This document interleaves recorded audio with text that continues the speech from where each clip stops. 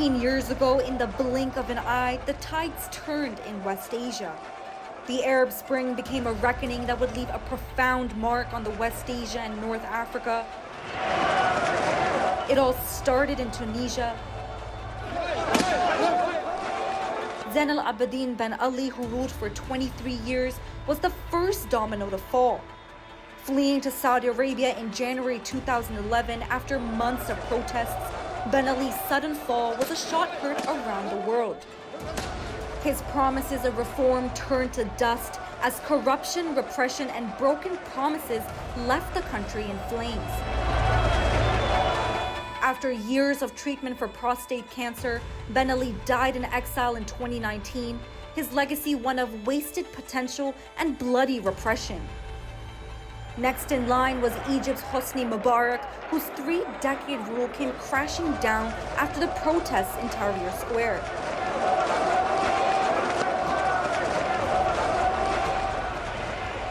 Mubarak was a man who had locked down his country with an iron fist, but by February 2011, he too had to step down, forced out by the will of the people.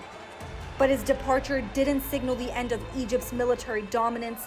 After a trial and acquittal, Mubarak died in 2020, while his legacy lived on in the rise of Abdel Fattah el-Sisi, who gripped Egypt once more in a military coup. Over in Yemen, Ali Abdullah Saleh ruled for 33 years. However, in 2011, his regime faced fierce protests.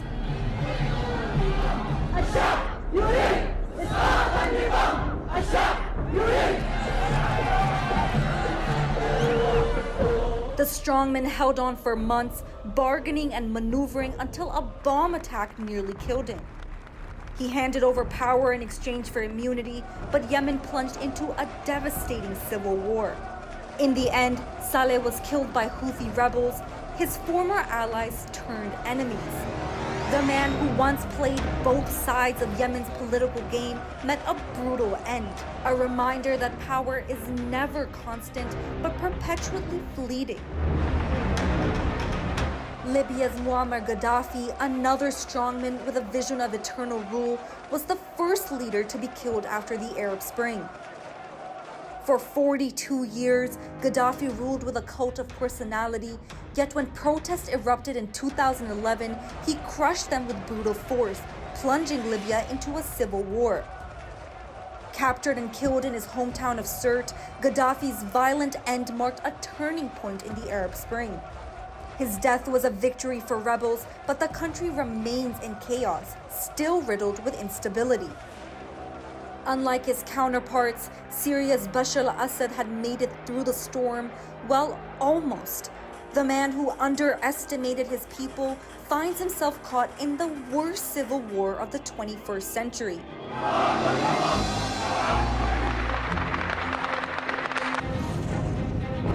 Allahu Akbar.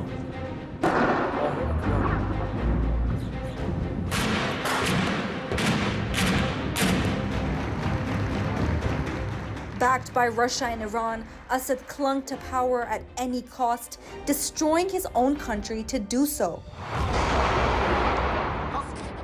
Over 13 years of brutal conflict later, Syria is a land in ruins, and Assad has now become a political refugee in Russia. While most of the Arab world was in turmoil, Bahrain's King Hamad bin Isa Al Khalifa managed to weather the storm. Faced with massive pro-democracy protests, his brutal crackdown, aided by Saudi forces, allowed him to retain his throne. Bahrain's monarchy stands firm, but the stains of repression remain as the country continues to stifle dissent under the guise of stability. From revolution to devastation, the Arab Spring has forever changed the landscape of the West Asia. Some strongmen fell, some survived, but in the end, the struggle for power, justice, and freedom continues. What remains of the Arab Spring is a lesson in the fragility of power, the price of oppression, and the enduring hope for change.